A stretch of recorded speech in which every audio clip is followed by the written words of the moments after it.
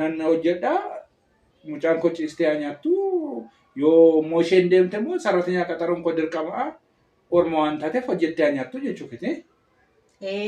Atama orma ittemdi akka sarrateenyaatti qaxarannaa siin jedhe bakka bada kana. Akka sarrateenyaatti immoo siin hojjettu. Akka sarrateenyaatti qaxaranna. Hin hojjettu dandeessu dandeettii Amma umurii xixiqqaa akkasii fi umurii akkasii keessa ijoollee argatan kanatu immoo filatamaa. Atama akka mucaa kootti ilaalin akka sarrateenyaatti ilaala akka hojjettu wayii fidanne gargaartuu ijoollee nuu qabdu wayiitti fidanne akkatti sammuu keessa kaa'e akka mucaa koo hin jedhin. Eela hojjettu jechuudha. Eeyyeen. Hojjettuun yeroo dhuftu namni mana santa qotatta. Si galeera. Qabeessaan ta qotattarata. Ammani waan si garadhu jechuudha. Waan ta'e si garachuu dhufe. Sumaan kadhadha bakka maaliif beekta manuma keenya kanaaf jedhan jechuudha. Ijoollee keenyaaf jedhee gaa'ela keenyaaf jedhan jechuudha. Meetis mana namaatti hin gashaatti mana namaatti hin galtu. An amma akkan hojii jalqabe beektamti. Beektamoo beektu? Attaalaan fariisi. Jira waan sirrii hin taane sirrii miti attaalaluu mitam. An hojii jalqabuun attaallaluudha. Jalqabdee. Hojii jalqabeera miti.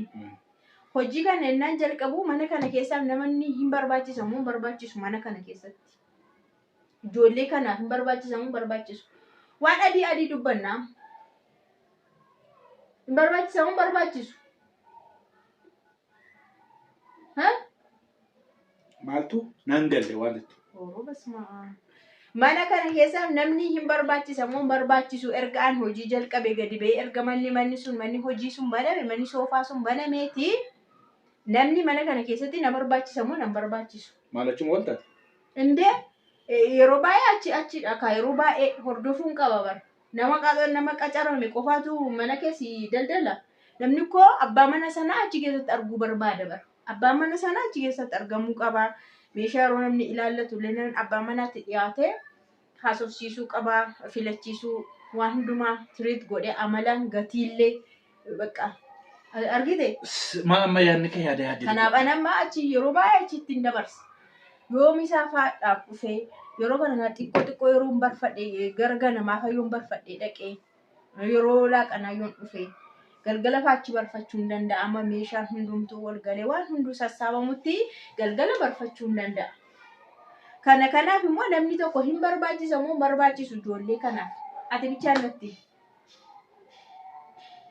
Namni nama barbaachisa.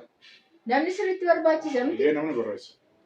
Kanaafuu erga namni nu barbaachisu irratti walii gallee mucaan kun nama moo nama miti meeti. Amma jira waanuma sirrii haasa ijjisa jibbaa bukkeetti qabadhuti. Nama miti dhibee kan? Nama dhamti. Nama miti garuu nama miti hin jenne garuu namummaan ishee sirrii miti. Yaadduu akka namatti yaadduudha. Maal gochuu yaaduu dhiistee sagarakkaruu dhiise kan biraatti kan haasofnu jechuudha.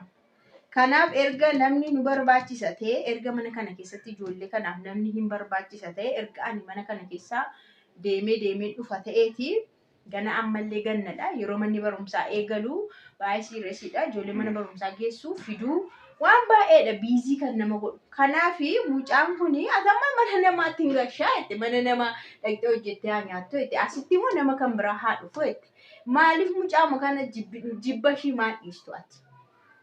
Way mucaan kun lafa isin cabsin, sin dhiiksin, waan tokko sin hin jenne, humaa sin hin jenne. Bakka waanuma an dur dahee si dhokateef kanuma qofaa qabattee mucaa kana jibbuu maaliif barbaachise qofa. Mucaan kun amma asitti yoo sonuu haftee ijoollee kana gargaartii ana hin gargaartii orma miti obboleettii isaaniitidha. Mana kanaaf hin barbaachisti. Mucaan jibbuma anumatti jibbee.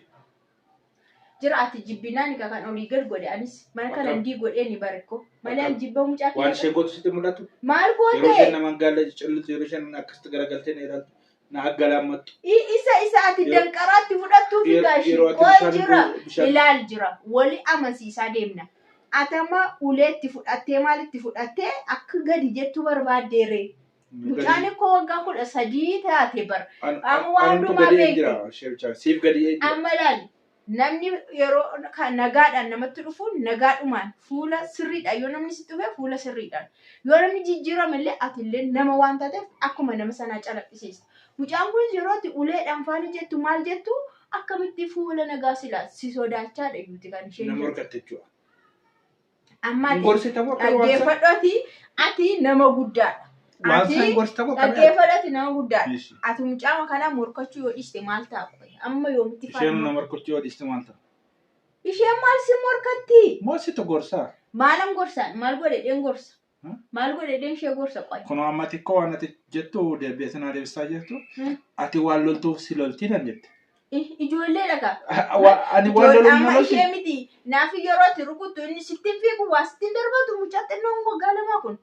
Yeroo ati rukutte waan harka jiru faa sittiin darbatu. Sheerraa bareka. Mangaa cilloo kanarra. Amma sheerraa baree miti bara. Kanaaf amma ati namni akka ajaa'ibaan barbaachisa. Nama ganaa nama haaraa mana kana keessatti fiduuf hin jiraan. Ergan hojii jalqabee kama kan. Nama maal fideessaa fideenyu kaffale. Dirqama kan namni. Dirqamadha kan namni mana kana keessatti dhufee hojii na gargaaruun dirqamadha bara. Hojii na gargaaruun? Eeka. Ndee? Mana ijoolleetti mana cufee hin deema moo situ waliin keessa taa'ee ijoollee eega. Mana kee bulchuudhaaf hojii na gargaaru netto?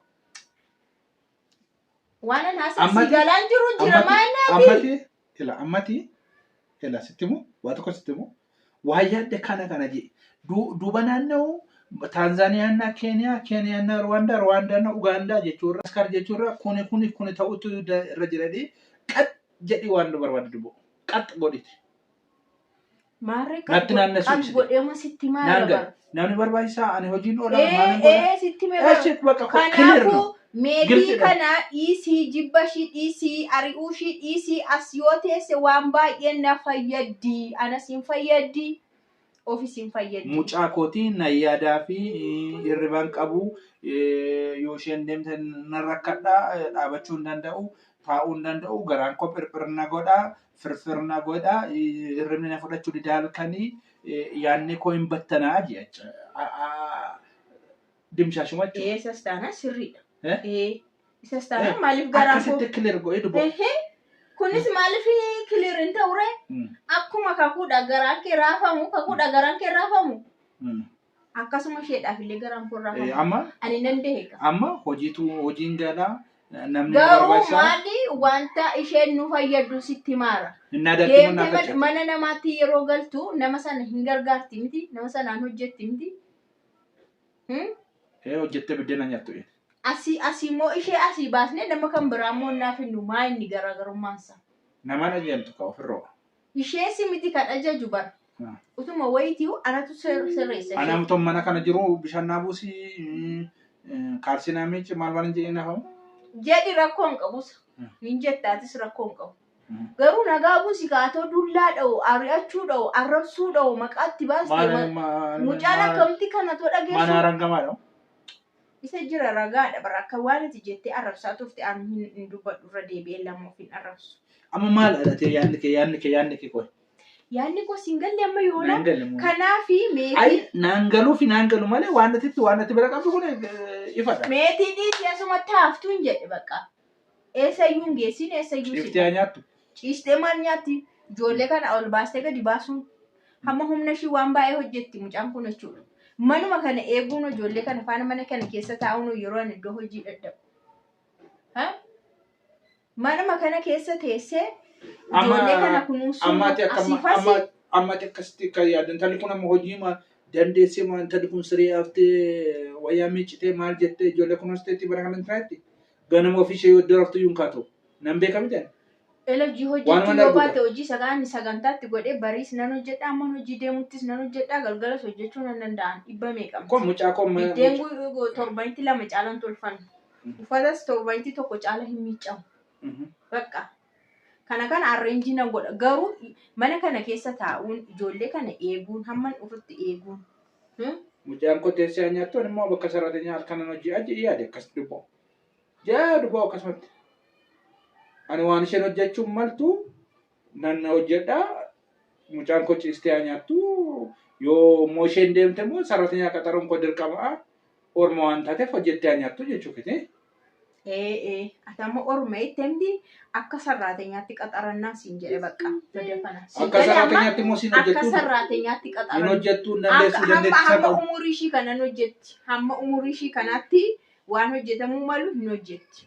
Waan xixiqqaa hin hojjetti. Waan akka ijoollee hin hojjetti. Waan xiqqaa mana kana hin qulqullu. Meeshaa hin qulqulleessiti. Kanaa ol maal gootare mana barumsaa hin geessiti hin fiddi. Kun hunduu waan hojii umurii ishiiti. Agarte kanatu immoo irrayyuu filatamaadha. Waan xixiqqaa akkasii fi umurii akkasii keessa ijoollee argatan kanatu immoo filatamaadha. Atamma akka mucaakotti ilaalin akka sarraateenyaatti ilaala akka hojjettu wayii fidanne gargaartuu ijoollee nuu qabdu wayiitti fidanne akkatti sammuu keessa kaa'e akka mucaakoo hin jedhin. Era hojjettu jechuudha. Eeyyeen. Hojjettuun yeroo dhuftu namni mana santa qotatta. Si galeera. Qabee santa qotattarata. Naan intala kedhiisite na wajjin bu'e. Birat masoobii santa qotattarata.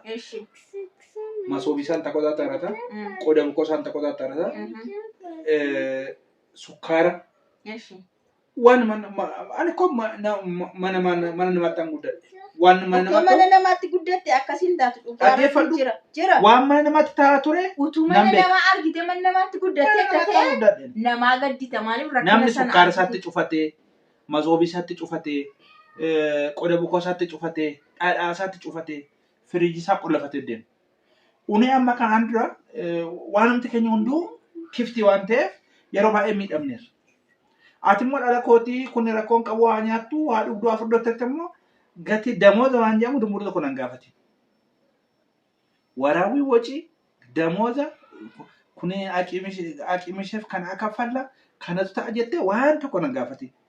Waan tokko ani sarratti nyaata seeraan biddeen seeraan ilaatamaa qursiin seeraan irraatiin seeraan ilaatamaa seeraan hin nyaatti. Yeroo ijoollee mana taatu immoo waan argatte waan facaafachuufi akka ijoollee keenyaatti malee gatii humnaa gatii maalii ji'an kana kaffalamu. Maalii sadii waa'ee kaffaltii waa'ee maalii. Garuu dhoksitee kaffaluuf feeti. Dhoksitee immoo waan kennitu kennuuf feeti. Dhoksitee waan gootu gochuuf feeti. Argitee qumarra kee humna jala ba'e. Isa dhiisi. Akka isa waa'ee kennu waa'ee dhiisuu dhiisi. Amma ijoollee qabna. Anammayyuu. Birrii maalti gooti mucaan? Waan ijoollee keenyaa goonu goonaa fi maalti gooti birrii? Waan ijoollee keenya. Kuma kudhaniin kakkuuf yoo bitta kuma kudhaniif ishees bitta. Hororororo. Waan kakkuudhaa goone isheedhaa goona birrii maalti gootiin jedhe. Maal ishee fayyada? Kunoo shaffan fitte ko bokooke. Kakkuun amma ko ruubii deene nyaatti. Ruubii nyaatti. Maal ta'aa waa'ee nyaataa kana na dhiistee jira waa'ee. Misaa ruubii, qursii ruubii, raata ruubii nyaatti. Isheen ko sadii nyaatti. Si galeera? Kamtanniisa. Waan itti mi'ameeroo. Kanaaf amma waan kana akka miree toleettamoo tolee. Ani intala mangaa culoo kana. Kanaaf amma dhimmaa illee dhiifama gaafadhu. Laal balleessuu baadhusi dhiifama gaafadhu bakka tokkoffaa maazariin haadha keenyadha. Haati keenya yoo nu balleessan yoo nu balleessuu baatas dhiifama yoo jenne rakkoo tokko illee haadha waan ta'aniif. Si galee. Kanaaf erga dhiifama ittee nagaan haa bu'u deemneetu.